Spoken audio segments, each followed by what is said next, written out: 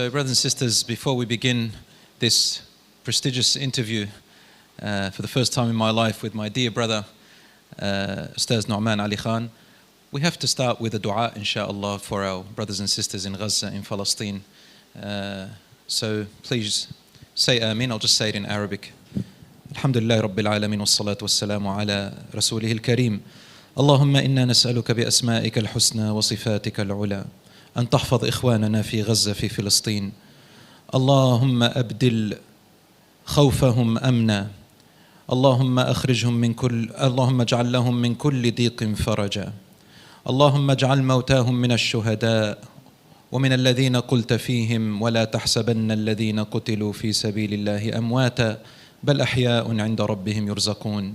اللهم ارحم موتاهم. اللهم واجعل أولادهم فرطا وذخرا لهم عند حوض نبيك صلى الله عليه وسلم وعند أبواب الجنة في الذين قلت فيهم والذين صبروا ابتغاء رضوان ربهم وأقاموا الصلاة وآتوا الزكاة وأمروا بالمعروف ونهوا عن المنكر ثم قلت فيهم أنهم يدخلون جناتك ويدخلون عليهم الملائكة من كل باب ويسلمون عليهم. اللهم اجعلهم وإيانا منهم يا رب العالمين. اللهم رد المسلمين إلى دينك مردا جميلا. اللهم اجمع شملهم. اللهم واغفر لنا ولهم. اللهم ولا تؤاخذنا بما فعل السفهاء منهم. اللهم احفظنا جميعا وتقبل منا يا رب العالمين ومنهم. وصلى الله على نبينا محمد وعلى آله وصحبه أجمعين. My dear brother, Ustaz Nouman Ali Khan, it is a pleasure, an absolute pleasure to meet with you. We all know who Ustaz Nouman Ali Khan is. I'm actually going to get to know you, inshaAllah, in this evening and have the pleasure of sharing your experience and your journey together from what you were and how you became. And if you don't mind, I'd like to begin by talking about the first time that I ever saw you. Okay. And the first time I saw you was probably in 2010 or 2011. It was online when YouTube was still, I think we had passed the internet stage where it was a dial-up network. Right. And then you were on YouTube, I think, with The Deen Show. The Deen Show. Brother Eddie, yeah. You looked a little bit different, a little bit younger. Yes. It seems like, mashallah, as you get older, you get more handsome, tabarakallah.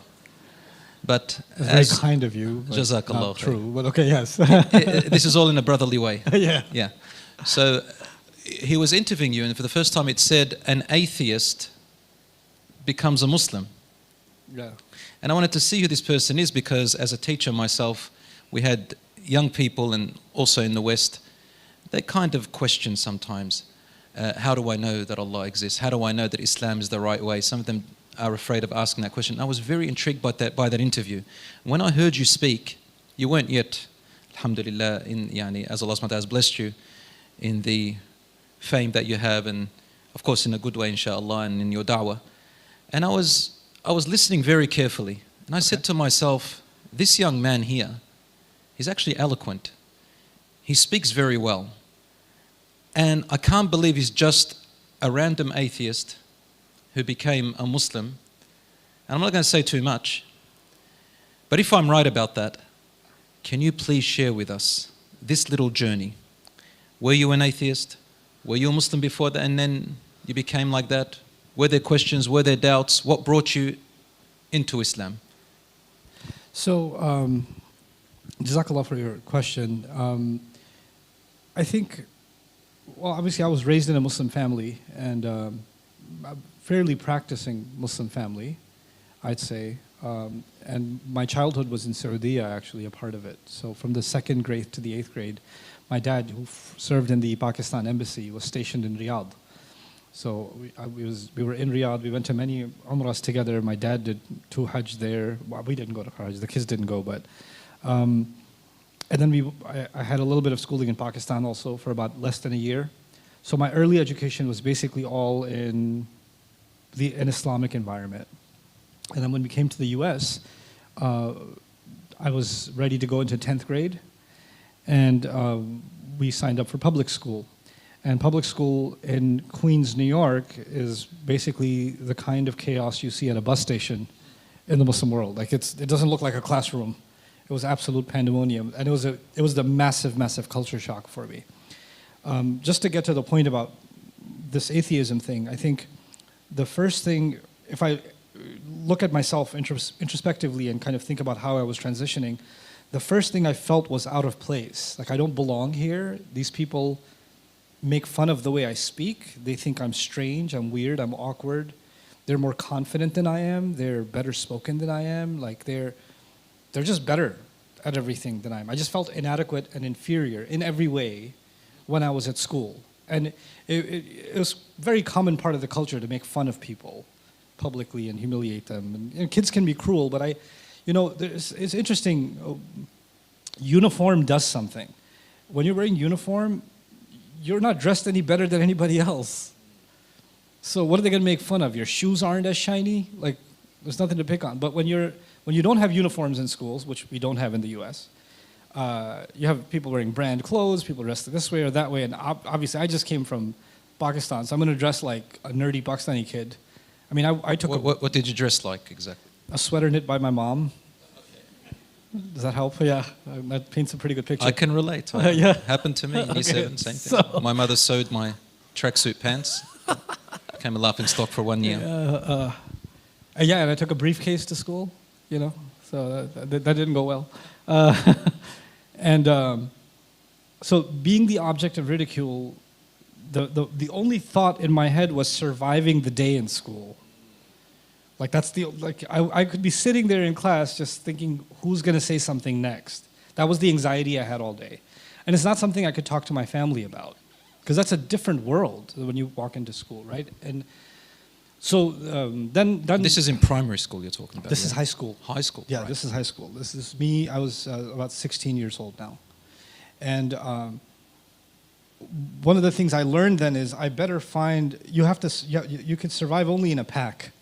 So you have to find a pack. And then there are weirdos in every school, the nerds and the strange ones that don't fit in Of course, everywhere. yep, So that's I had a couple of weirdos that were just kind of outliers, and we became friends, right? And that became our little, let's be in the corner, isolated from the rest of society together. You were with the weirdos. Yeah, I was with the weirdos, right? It was Congratulations. there was this Russian guy, and there was this like Chinese kid, and there was me, and there was this Sardar kid, and we were just the weirdos in the corner, and that was our hangout.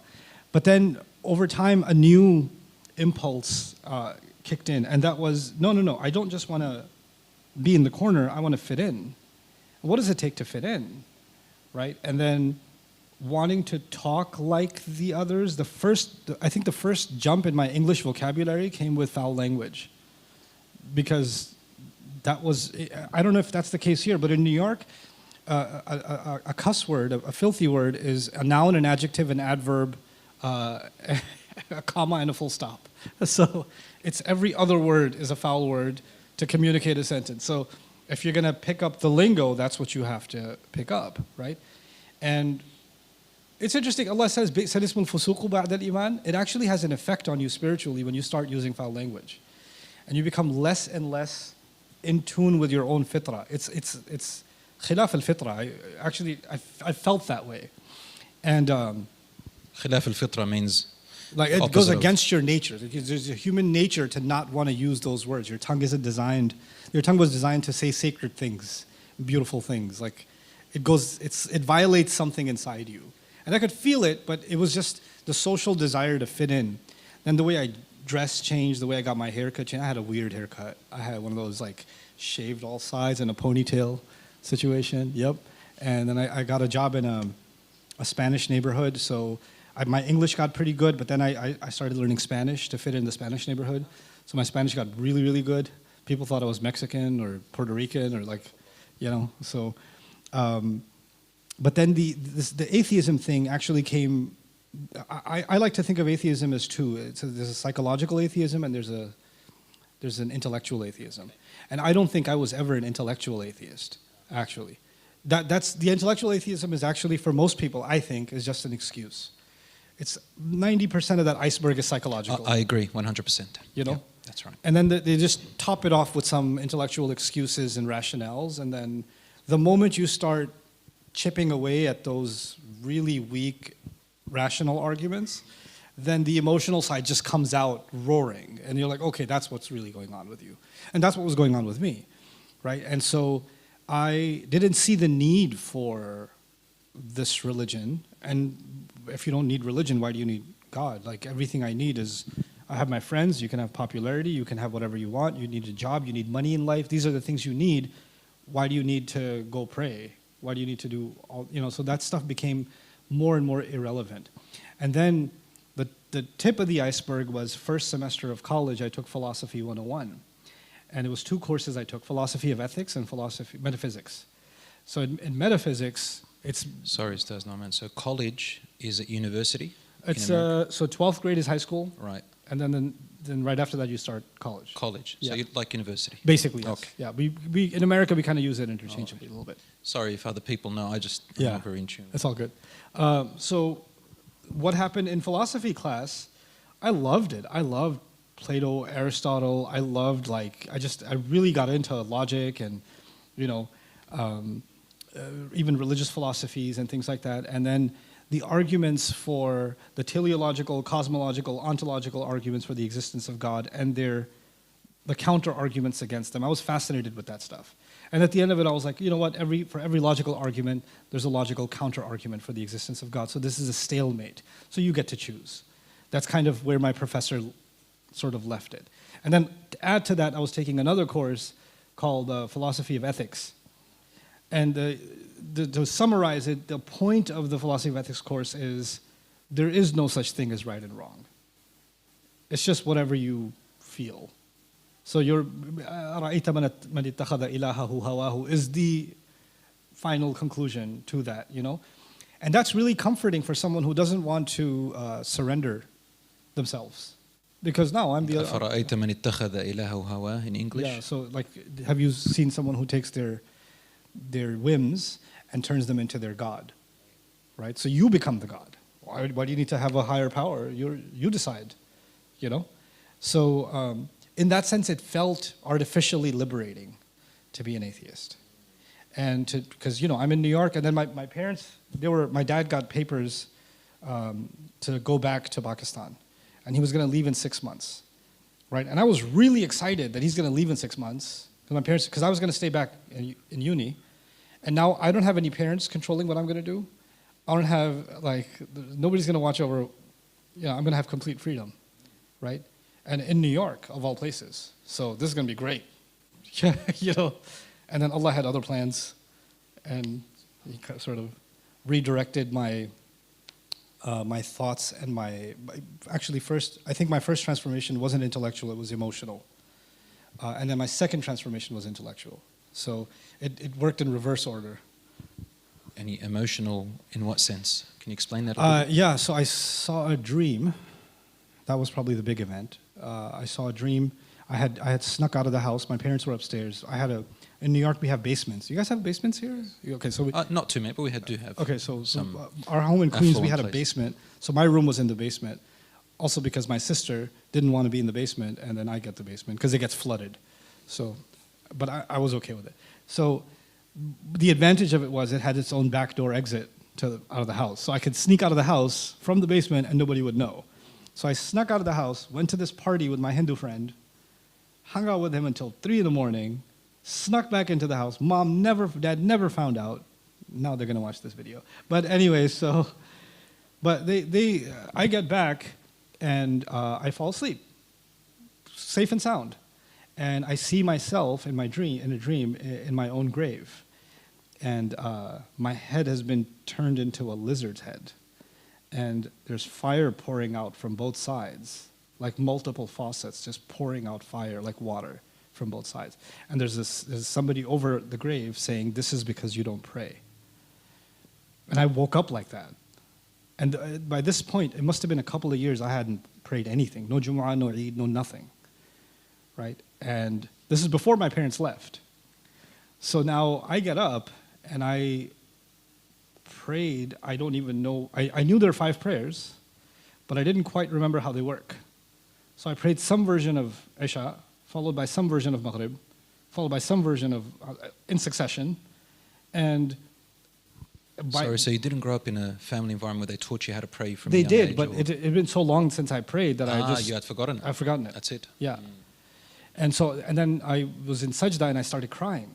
And I kept on crying. And then I fell asleep Is crying. this still in the dream? No. No, it's This was in real life. So I fell asleep crying. I woke up the next morning in sajda. And something in me just kind of got shaken up. And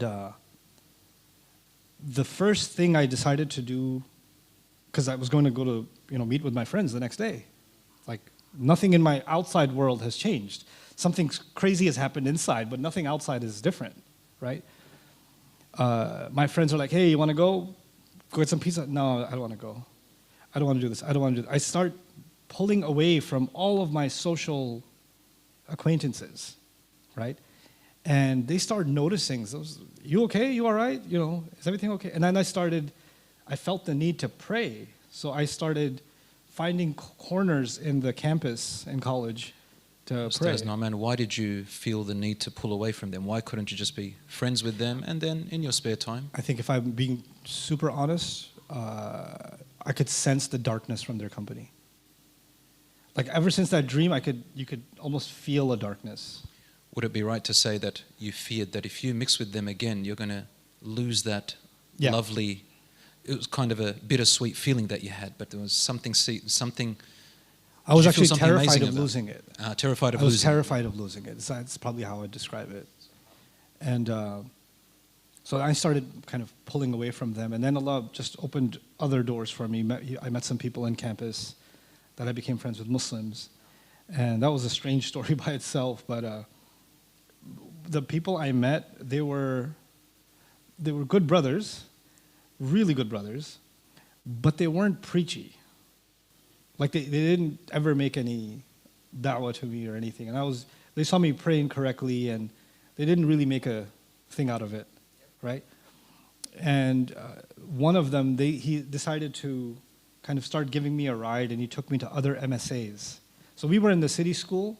So just MSAs for Muslim Students Association. Yeah, Muslim School Association. So we were in the Muslim club in our college, in Baruch College, and ours was a city school. So the city college or city university, it's cheap. It's like, $1,600 a semester was considered cheap, and I think it's much more now. But just up the road in the city, uptown, was Columbia University, which is like $20,000 a semester, which is now probably $50,000. I don't even know how expensive they are now. But they had an MSA, and they were having a meeting. And the guys, my friend said, let's go to their meeting. I was like, rich school meeting? Yeah, let's go. Because that's too rich for my blood. I can get inside there and see what it's like. So we go in there, and there's a circle of brothers and sisters, like a half circle of sisters, half circle of brothers. And they're discussing how they're going to raise enough money. And they have a poster of a child in the middle, because there was some flood that had happened in Bangladesh. And they had arranged for different children to be adopted by Muslim families in America that were left orphans. And they had identified a child that their MSA was going to help adopt and come up with the funds for his paperwork. And I'm sitting there listening to these people that are... Is this the first experience for you in your life to see something like that, where people are actually trying to make projects to help people outside? First time. It's not just first time to see that. These people are my age. Like everybody I knew until now was, you want to go play basketball, you want to get some pizza, you want to go watch a movie, you want to go do something stupid. Like this was life. And did you think at that time that religion was kind of for older people? Only older people do stuff like that? Yeah. There's still time to In fact, I never even thought about stuff like that. My universe wasn't that big. It was a very small world in my head. And then I'm thinking, what makes these people even think like this? Like, what's in their food?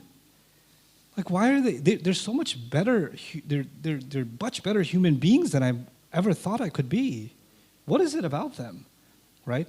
And it was my friend who took me there, didn't say anything on the way back. He's like, what did you think? I was like, I don't know. That was weird. I was like, what was weird about it? Tell me what was weird. I was like, these people are so awesome. He goes, yeah, I know. You want to go somewhere else that's awesome? I was like, okay, yeah. So what he did for me is he introduced me to a masjid in Queens, in Flushing, in Ramadan. He took me to a program because he knew I mean, I had learned English, but my native language is still Urdu, right? So English is my second language, technically my third, but still my second language. And there was a scholar coming from Pakistan who was going to do a dawrah of the Qur'an in Ramadan. So they were going to do 20 taraweeh and like 4 rak'ah, then 4 rak'ah of a translation of what we just recited and a brief explanation for an hour. Then the next 4 rak'ah, then the next 4 rak'ah. So until 2:30 a.m. We're going to go through all of first juz, then the next night second, next night third, 30 nights the entire Qur'an. You took part in that? So he brought me to that. Okay. That's in the deep end. That's on the deep end. Before that I had read maybe a little bit of the Yusuf Ali translation of the Qur'an, and I found it extremely difficult, and I just put it down. I was like, I can't, I'm trying to make sense of this, I can't. So I go to this thing, and he's the teacher, he doesn't know who I am. There's like 50, 60 people in the program. For the people that wanted to make the regular Taraweeh, they were on the second floor, and the people that wanted to do this like crazy 4 and 4 and 4 with the whole tafsir, mukhtasar, the brief commentary, they were on the third floor. It was a special room for them, because the other people just want to do their thing and get out, right? So they had two parallel things going on. So I go up there, I start listening to him talk. For a good hour, he's just explaining this portion of the Qur'an. And he's just, he's mostly, 90% he's translating, maybe 10% of the time he'll throw in a comment here and there, but he's mostly translating. And it didn't feel like he was reading a translation, he was speaking a translation. Right? It sounded like a conversation. And listening to that long enough, it stopped feeling like he's there. It just started feeling to me like Allah is communicating, and I'm just hearing Allah say stuff. I'm listening to Allah's words. And it was the most surreal experience. Like it just, Allah is conversing with us? I thought it's a book. I didn't think it was a conversation. Do you think that was your inspiration? Absolutely. Because you do that now. Yeah. Do you realize you do that? Yeah. Yeah, that was it. So you realize? Yeah, absolutely. Oh, and I thought we discovered something. So all right. Alhamdulillah, Allah barik I fik. discovered it a little bit earlier. Amazing, amazing. But no, it's true, because it's very familiar what you're talking about to typical Western-raised young people. Even in the East, I was in Lebanon for several years. I studied there. And young people, similar. Yeah. However, your journey is very similar to my journey and the journey of many other young people here in a very similar way. That's the idea, that back in the days we thought only if you're 40 and over you'll be in the masjid, and the Qur'an is just for people at that age, because nobody actually spoke the Qur'an to us in the way that it's supposed to be spoken. It's a speech. Yeah, it's a speech. So you've got to bring it like Allah is really talking to you. And that's amazing how you said he became absent, and it's as if Allah is speaking to you. He disappeared. He went into the background. Amazing. He would be my role model too, mashallah. Yeah, and so he not only was this a surreal experience in a spiritual sense, I still had a lot of psychological baggage, right? And the philosophy of ethics, the epistemology stuff, whatever. This was all circling in my head. What he didn't know is, as he was going through Baqarah and then Ali Imran, he was untying every one of the philosophical knots that were in my head without me ever approaching him and saying, what do you say about this and what do you say about this? And he wasn't even saying it. It was just the Qur'an saying it. And I'm hearing that and saying, well, that problem just got solved. Oh, well, okay, yeah, well, And he's just unraveling my philosophical knots, one after the other, after the other, after the other. And then the other thing simultaneously that the Qur'an was doing in that conversation, you just felt like someone who really knows you, and you can't believe they know you that well, and they're talking to you. They're like, who told you this about me? How do you know that about me? Can I have to, before I forget. Yeah. Because you just reminded me of something amazing. I want to share it with the people. So 2 things. A lot of people who convert to Islam, or revert, whichever word you want to use, I hear the common phrase from them when I talk to them. They say, I thought I was reading the Qur'an, but then I found that the Qur'an reads you. Yeah. It truly does read you and goes right deep into your soul, doesn't it? You just got to open up to it. Another one, have you heard of Dr. Jeffrey Lang? Of course. Yeah. So you're reminding me of what he was saying in that famous talk of his. where he was saying it broke every single argument brick by brick in my mind. Yeah. So, because he came from a purely atheistic background. Yeah. So there's a similar journey there. I wanted to highlight that. You made that similarity, didn't you? Yeah, I really loved Dr. Jeffrey Lang. Yeah. He's incredible. Dr. Jeffrey Lang. Yeah. Yeah, Zakir Naik is another guy. Yeah. So after that experience, I was both elated, but I was also really angry. I was really angry because I was maybe 18 years old by then, 18 and a half maybe, and I felt like my entire upbringing in the Muslim world robbed me of the Qur'an. Like, how come nobody told me Allah talks to you? SubhanAllah. Like, I felt gypped. I felt cheated. Like, this is wrong. Why shouldn't people know this? Like, everybody should know this. And it made me so upset that people don't know this, you know? And it's at the end of that program that I went to my teacher, the lecturer. He didn't know who I was. I just went up to him and I said, I want to do what you're doing. I just want to do what you're doing. I want to know what you know. And he goes, okay, easy. Learn Arabic. Easy, learn Arabic. That's what he said. I was like, okay, how do I learn Arabic? He goes, I'm starting a class next week. So I started learning Arabic with him the next week. They had that course in the masjid. They had the course in the masjid, yeah. Okay, right. And then that just became the start of my obsession with the Qur'an, with the Arabic language. Arabic only because it was just, every time I learned something in Arabic, I wanted to see how does it enhance my understanding of the Qur'an. And just, I kept going back and kept going back. And it was, I was a bad student in university. Like, B's are a good day, right? So I had a hard time focusing. I was distracted. Did better than most of us. But just before, so you learned Arabic one-on-one private, or did you go formally? No, I studied with him for 3 weeks. 3 weeks. Yeah, and then he was teaching a crash course. Right. So I studied that with him for 3 weeks, and then he didn't have a book to teach from. We had this all in his head. So I was like, can you have a book? He goes, okay. Next day I came, he had, you know those print paper? He literally hand wrote an 80-page book by hand and then photocopied it and stapled it and said, here's your book. Yeah. And let me use that as a book. Amazing. And then I learned some basics of Nahu and Sarf and how they apply to the Qur'an. And then I started, so that was going on. I was like, I need to memorize this book. I need to understand more.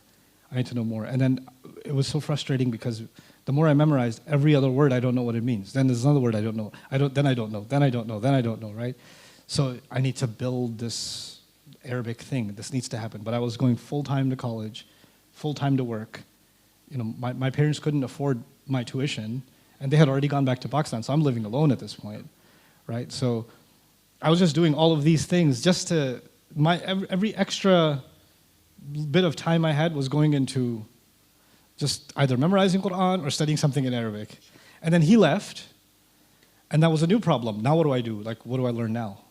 Right? So then I started, because it felt to me like if I don't make progress with the Qur'an, I'm going to regress what I've gained. Like what I've gained spiritually, what I've gained philosophically, the connection I've made. The whole connection is Qur'an. So I can't lose that, because if I lose Qur'an, I'll lose Allah. That's what I felt like. So it was this desperation to want to get more and more of this, right? So I started taking the train to Astoria. It was an Arab neighborhood in Astoria. They have really good shawarmas, Lebanese. And the imam, everybody speaks in Arabic there. So I just go and literally just... So Lebanese shawarma is pretty legit. You can speak Lebanese accent? No. Okay. Abadan. You saved yourself? No, No. So I'm Lebanese background, so I was going to test you. Yeah, no, please don't. This is hidayah, the meaning of hidayah, isn't it? Yeah. Guidance from Allah subhanahu wa ta'ala. مَن يُرِدِ اللَّهُ بِهِ خَيْرًا يُفَقِّهُ فِي الدِّينِ. Whoever Allah wants goodness from them and sees goodness in them, He gives them the knowledge of the deen. Yeah. That's one area, mashallah. SubhanAllah. Yeah. So I mean, that's where eventually after 9/11, it was interesting because New York, obviously I was in New York and all of that mess happened in New York, and the Muslims were very particularly targeted, and there was a journalist, I forget what... Even we copped it here. We had I'm sure scarves being pulled off, people being attacked in trams and stuff like that, yeah. we had the authorities breaking down doors and all kinds of crazy stuff. We're in the heart of it. Yeah, we're in the heart of it. Amazing. Tell us about it. So when that happened, there was a journalist who heard me do a halaqah at my college. It was like a journalism student. So he applied, he asked his editor, I forget which magazine it was. So a halaqah is a circle, Qur'an Yes, circle? Quran study circle. Used to have it in the college, this 4 or 5 guys just Right. get together. Got it, yeah. You know. So he wanted to interview me. So I was like, okay, I'll interview you. So he interviewed me. This is like 3 months after 9/11. And he's interviewing me. I was like, so don't you feel like you turn towards religion because, you know, some people, they just need something to hook on to, like people hook on to drugs, other people hook on to paragliding. We hear that all the time. Yep. Right? And this, he was trying to really make sense of this thing in that way. I had the most fascinating conversation with him, and it made me realize, man, it's either Allah will attach you to His guidance, or there are so many useless things that you will absolutely be attached to until it's too late. Right? There's going to be stuff that there's too many magnetic things in this world that will just, you know, pull you in, and you won't even know, and years will go by. Right?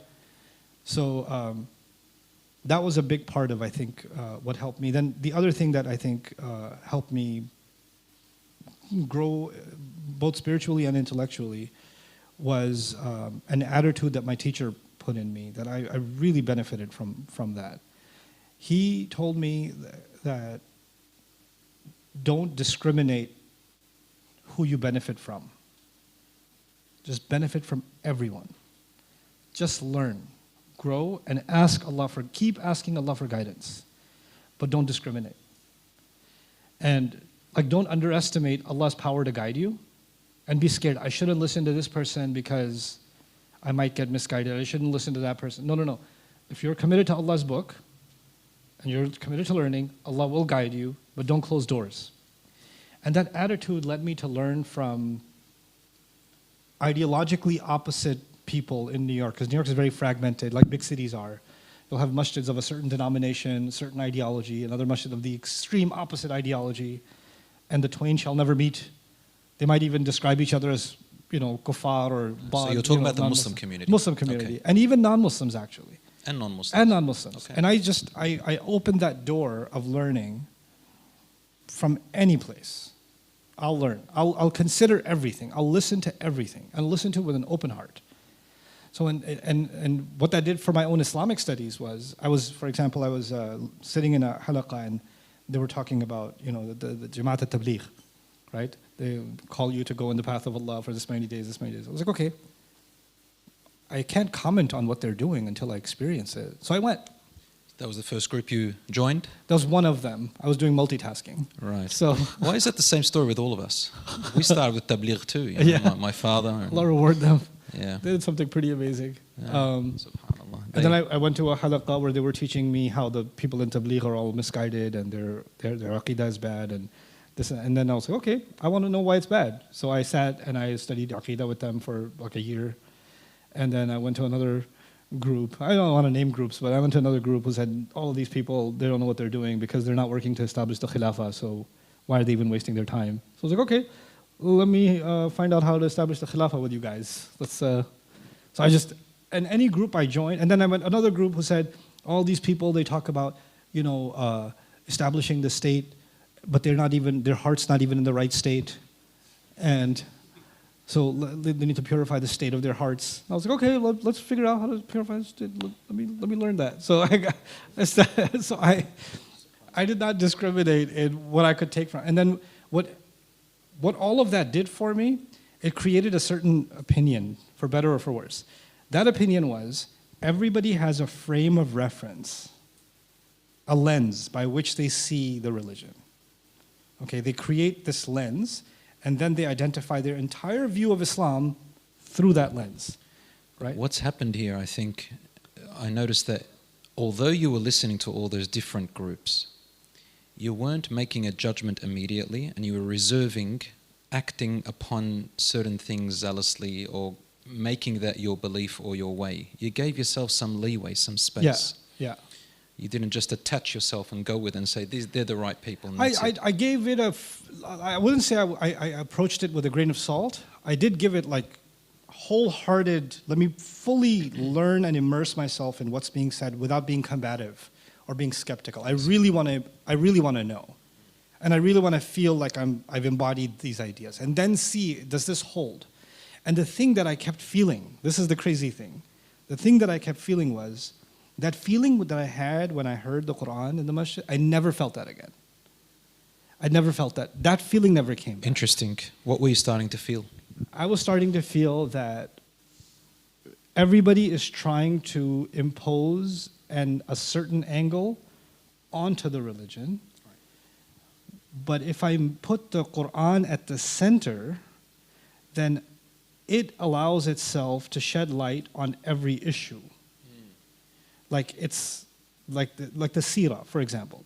I want to study the seerah, but I want to study the seerah in light of the Qur'an.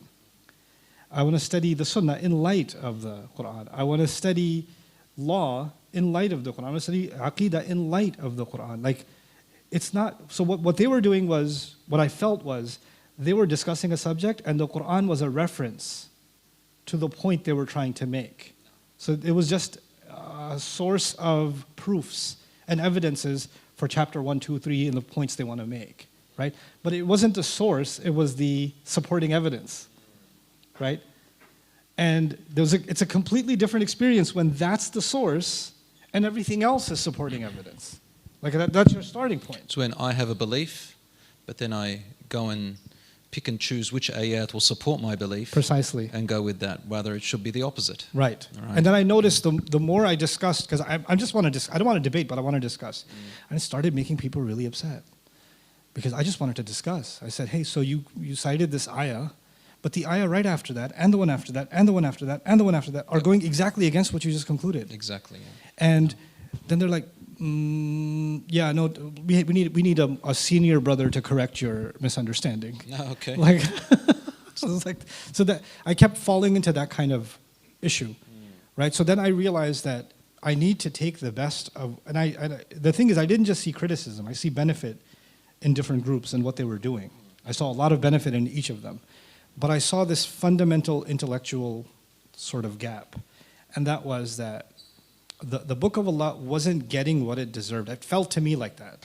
Because that first experience, the Book of Allah was at the center, right? And then it was having an impact of a certain kind. And now it wasn't there, you know? And it wasn't even, I'll say frankly, it didn't feel to me intellectually convincing enough. It wasn't satiating enough. Because I'm not coming from, hey, I just want to be a better Muslim. No, I want to believe in something wholeheartedly, almost like I'm accepting it all like anew, right? And that centrality of the Qur'an. Would you say that the spirituality started to fade away? Yeah. The spiritual side. Yeah. Felt a little bit of absolutely coldness or cloudy. Yeah. Absolutely. Absolutely. And that's something that I think. And would that, because mashallah, you've studied the Qur'an very well, would that go in line with the ayah, وَلَا تَنَازَعُوا فَتَفْشَلُوا وَتَذْهَبَ رِيحُكُمْ, or is it something else, do you think? I think it's كُلُّ حِزْبٍ بِمَا لَدَيْهِمْ فَرِحُونَ. It's every group is really happy with what they have. Okay. Right? That's what it was more about preserving the identity of a group and of a certain way of thinking than it was about serving, you know, the like Allah.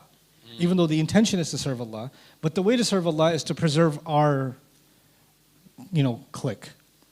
And then some of that became really ugly because then I would see how they speak of each other. And I was like, here's a book that's saying, أَذِلَّةٍ عَلَى الْمُؤْمِنِينَ, they're so humble and powerless before the believers, that they have this brotherhood between them, love between them. And then you go to these different groups and they're like really spiteful and cynical and mocking of the other. And I don't see how we can believe this book and have this attitude. I can't reconcile it, you know? So, but alhamdulillah, along the way I met some How did you solve that for yourself? I kept an arm's length distance from too much affiliation. I benefited from a lot of different people, but I kept focused on my journey. I said, you know what? Here's another perspective. A lot of people were learning Islam, but they were learning what makes the other person wrong. Like that's what the curriculum mostly entailed. Here are the evidences for why we're saying the right thing and why they're saying the wrong thing. So it's actually a reactive kind of curriculum.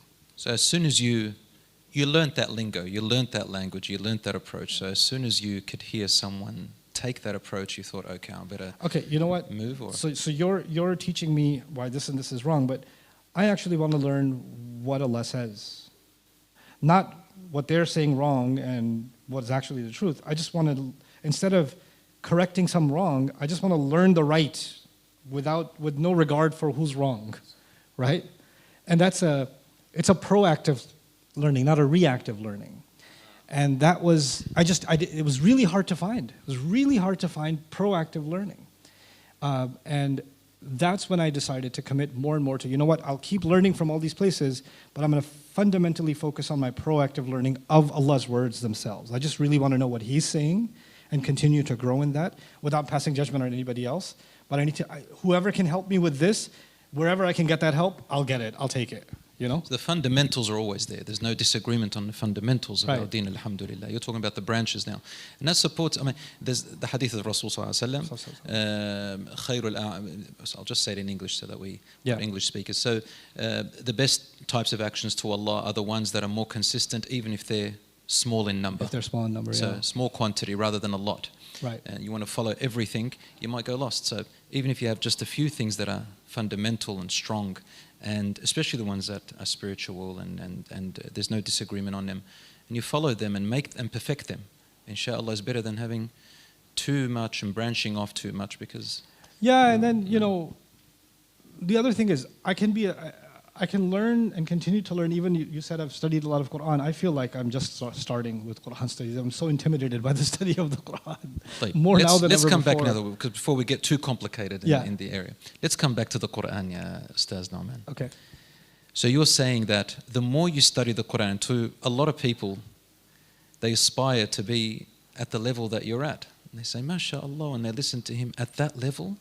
He knows, and yet you're telling us, what are you telling us? You're telling us you feel like you're in a deep ocean. You just don't know where you are still. I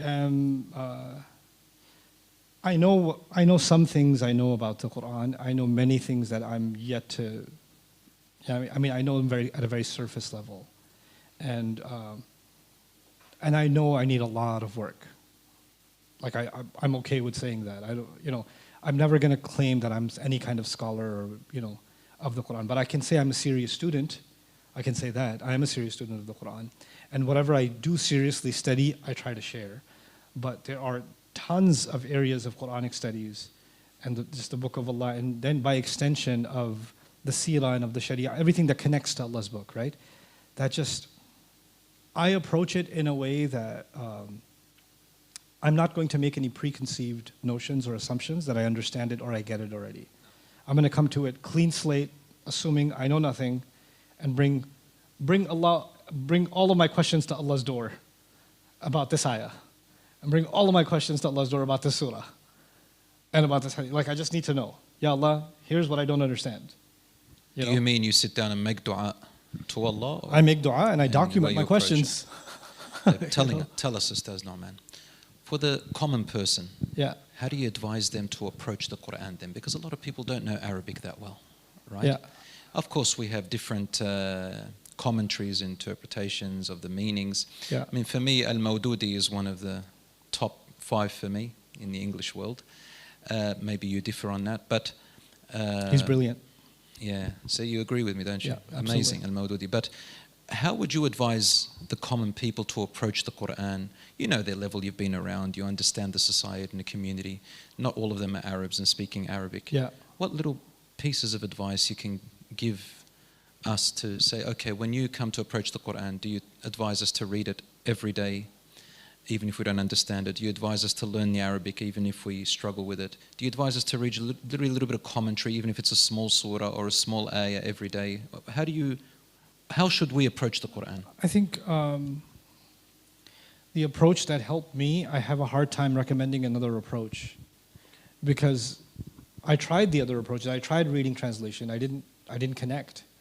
And some people might. I'm not saying my experience has to be imposed on everybody else, but I know that after speaking to enough people, the challenge with translation is understanding how the argument of the Qur'an is flowing, why is it repeating itself, why are the surahs in the order that they're in. There are too many literature-related questions that a standard book you wouldn't have those questions, but you will absolutely have them with the Qur'an, and the translation will leave you kind of wanting. And then the commentaries that are available, short of Abu al Madudi's Tafhim al-Qur'an and Towards Understanding the Qur'an in English, which I think is brilliant, the commentaries are also so focused on the ayah and its meaning and its interpretation and opinions around that ayah that you lose sight of you're reading something that continuously flows. Because it's like when you're looking at an orchard and you're looking at a flower really zoomed in, you lose sight of the fact that this is part of a garden. So my recommendation is to actually, it's not for the individual, but it's actually for the communities and the imams and the du'at in the world. Right. And my recommendation for them is every Ramadan they should be doing a dawrah of the Qur'an, even if it's just Baqarah and just Ali Imran or just Nisa, but just a brief translation and explanation for their community. Every Ramadan the community got a little more of the Qur'an that they got to understand. Okay. Right? And then what that would do, I think, is what that did for me at some level. So encouraging the community to basically to attach themselves to the community, to Yeah. go to the masjid. And I think the ideal time to do that is Ramadan. Because that's where you're going to get it from. And every day, read as much as you can. Read as much as you can. to I think your level. reciting the Qur'an connects the hearts to the Qur'an. Memorizing it connects the hearts to the Qur'an. No. It's one of its fundamental rights, whether you understand it or not. And the more you recite it and the more you memorize it, eventually when you do get to the point where you're studying tafsir and learning Arabic and all of that, that memorization will be priceless by that time. So it's not, you're building towards something anyway. So don't underestimate the value of that. I'll share with you something, Ustaz Nouman. Something personal from, because as you're telling me your story, I can relate a lot to a lot of your journey actually. I had a similar journey to yours, very similar. Except that I came from originally an Arabic background and I lived in an Arab country and I was around scholars a little bit from a younger age more than yourself, especially my father. And my father went through all these groups, I went through all these groups. I studied Sharia in a very, very hardcore Salafi place back in Lebanon. But then I started to mix with all the other friends who come from different ideologies and methodologies which they followed. And like yourself, I followed this same methodology. Alhamdulillah, I found myself understanding the pathway a little bit better. But when you talk about the Qur'an, not all of us understand everything in the Qur'an. But one word sometimes can stick, and at a time when you need it in your life, it comes to help you. That's how the Qur'an is magnificent. One word. That's why it's so, 2 words. And one experience for me is, I've had many experiences like this, but one time when I was really desperately in need, where I was in deep, deep, deep grief and loss. And at that point, I can't think straight. And I just can't think. So many different thoughts came to me. And subhanAllah, I don't know what the connection is with the subconscious mind, but when you're reciting the Qur'an every day from a young age, when you really need it and you can't think, the verses come to you somehow. And for me, but you've got to be regularly reading it, right, or reciting it. So, certain verses came to me. I was in Lebanon, I heard the adhan in the masjids being called. And this ayah came to me. I won't say which one because it's, alhamdulillah, people have heard my story, but it's... I want to hear it. It's online. You haven't heard but you're here right now. Just say the ayah. Okay. Come on. Well, and you know the tragedy that I went through. My son and brother, Allah yarhamah, they passed away, and may Allah have mercy on all those families who have had members of their family pass away. And it's nothing like our brothers and sisters in Gaza at the moment, everywhere around the world. But when they passed away, obviously the grief hit me very, very strongly in Lebanon. And I didn't want to see anybody. I didn't want to be with anybody. Nobody could give me any words of solace that could help me. I just felt everybody's fake. No one's really just saying words like a parrot. Yeah. So there came a point where I just needed some help, right? I'm about to I can't handle it. So the ayat that came to me were things like وَلَا تَقْتُلُوا أَنفُسَكُمْ إِنَّهُ كَانَ بِكُمْ رَحِيمًا. Many different, but do not kill yourselves, do not overburden yourselves, do not do that to yourselves. Allah is ever so merciful to you. Yeah. And these little verses to me meant tremendous meanings. It's not, and I've read them, recited them maybe thousands of times in my life. And then وَالضُّحَى suddenly had a different meaning altogether. We've been reciting it thousands of times, but this time it was different. إِنَّ مَعَ الْعُسْرِ يُسْرًا suddenly has a different meaning. Those same verses that you recite every day. And suddenly they just have a different effect. It just, the Qur'an hits you from different corners of your inner body. Yeah. Many others, Surah Yusuf, for example, had a tremendous effect on myself. I kept reciting it over and over again. But this time, when you don't need a scholar to teach you or a sheikh, your own. Still got many teachers that I refer to, but I didn't need them anymore at this point. At this point, the Qur'an is reading me and giving me the medicine that I need. فِيهِ شِفَاءٌ لِلنَّاسِ, as Allah says. In it is a cure for people. And I don't know, the Qur'an has that relationship with everybody. Yes. Even if you don't understand it, all those few verses, those few surahs that everybody's memorized, in time of calamity, in time of need, in time of blessings, in time of, they come to you. But I found that you have to be reciting and being with it on a daily basis, even if it's 10 minutes or 15 minutes. That's right. Yeah. Do you agree with that? I absolutely agree with that, and I think it's a lifeline for the believer. I don't think that it's too easy for the Qur'an to become an artificial relationship.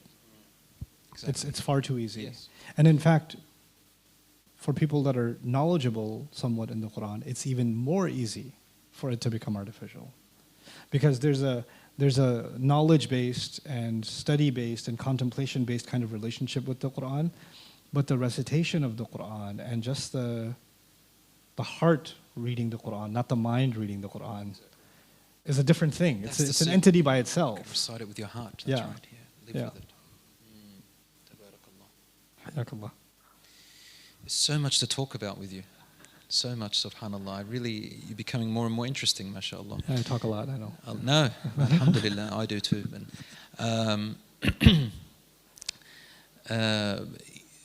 Yeah, Ustaz Nouman, do you have teachers at the moment that you refer to still?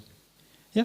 You have your scholars and teachers, alhamdulillah. And do you recommend that people try and find someone who is older and more knowledgeable who they can refer to as Absolutely. well? I think everybody should have a mentor and a Not to be teacher. self-taught, for example.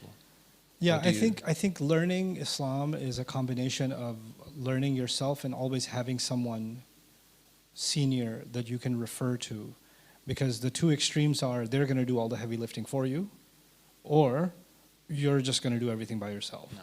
But what I do believe in is you should be exploring and studying and learning your religion, and every time you arrive, what you think you arrive at certain conclusions, there should be people in your life, scholars, mentors, elders, imams, whoever you can go to and say, hey, this is what I'm arriving at. Am I right or wrong? And that's in addition to, that's your own personal pathway. But if there are, courses, programs, set pathways that you can take that you can help you educate yourself, I think one should take advantage of those things. What's your favorite surah right now? Taghabun. At-Taghabun. Why? Hands down. Hands down? Hands down. Yeah. It's because Taghabun talks about pretty intense stuff, battles and things. Taghabun talks about the battle inside. And Taghabun actually, to me, I think has probably, to me, the most powerful ayah pertaining to one's personal journey in life. وَمَنْ يُؤْمِن بِاللَّهِ يَهْدِي قَلْبَهُ is, I find that phrase to be so overwhelming. In English. Whoever, the way I'd like to translate that is whoever may hold on to their faith, whoever were to hold on to their faith, Allah will guide their heart. That statement and the way that it occurred in that ayah, to me represents probably the most invaluable treasure in the world. Because there's not a soul that's not going to go through musibah. Exactly. And right? shared throughout all people, There's knowledgeable or not. Yeah. There's not one of us that's not going to go through some kind of trial. And Allah is saying, maybe the reason you're going through this loss is because I want to give you a gain that's more than any other gain you could ever have. And that's yahdi qalbahu. You know, guide your heart. Guide your heart. It's the heart that we want to be guided, isn't it? Once the heart is guided, the rest inshallah follows. I've even been seeing on social media people have never heard about Islam just right now being introduced to the Qur'an for the first time. And they're blown away. And they take one verse of the Qur'an and they see it in a light that I know a lot of Muslims haven't explored that yet. Yeah. And then they bring it to you because they've opened up, they're looking at their circumstances and they're living with it, and they say, wow, this Qur'an is truly, truly reading me and talking to me. It's taking it right out of my heart and out of my brain and telling you, here it is, face it, it's right in front of you, face. Look at it, whether you like it or not. Look at it. Yeah, subhanallah. Isn't that true? Such a mirror. Well, you know when you said, we're almost going to wrap it up. Yeah. But you know when you said about how you were raised with your mother sewing. Yeah. What did she sew for you? Your sweater. Your sweater. Yep. Was it a nice sweater? No. Sorry, Mom. No brand name. It was a V-neck with 3 buttons. Yeah. It's the most beautiful thing in the world, isn't it? It's an act of love. That's what makes it beautiful. It's the intention that's beautiful. Because people know my story about the Adidas, the 3 stripes. Do you ever heard of the 3 stripes? When they first came out? You're probably nearly my age. So when Adidas first came out, I was in year 7. I was teased because I never had Adidas, right? My mother sewed my tracksuit pants. And yeah. That's so cool. It's so cool. I was a weirdo, man. I was a nerd. I was bullied. And then I got sick, and then I got a present. And that present was a whole outfit of Adidas with the 3 stripes. If you had 1 stripe, you're doomed. If you had 2 stripes, you're doomed. If you had, one time I did get a gift from some Lebanese cousins, and it was Adabas. One of those. So I wore it and I got bullied more, right? But the day when I got those 3 stripes, I became one of the coolest kids in all that week. Are you serious? Wallahi. Wow. Because it's so superficial. It's all about brands and what you look like and on the outside. So much so that some students used to go around the corner and steal from shops just to fit in. That peer pressure is tremendous. And the Qur'an takes you away from all of that and just puts you in another world and say, don't worry. You're bigger than that. Yeah. You're bigger than that, subhanAllah. Yeah, subhanAllah.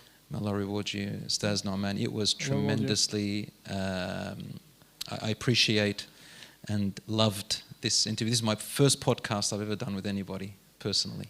You're the first. I appreciate that a lot. And so, barakallahu feekum. Jazakallah khair, Ustaz. And thank you for being our guest here in Australia. Thank you. In Melbourne. Hope you're enjoying yourself. I don't feel like a guest. I feel like I'm home. Alhamdulillah. And that's what we want you to feel like, our own brother. Come here, man. Give me a kiss. Yeah.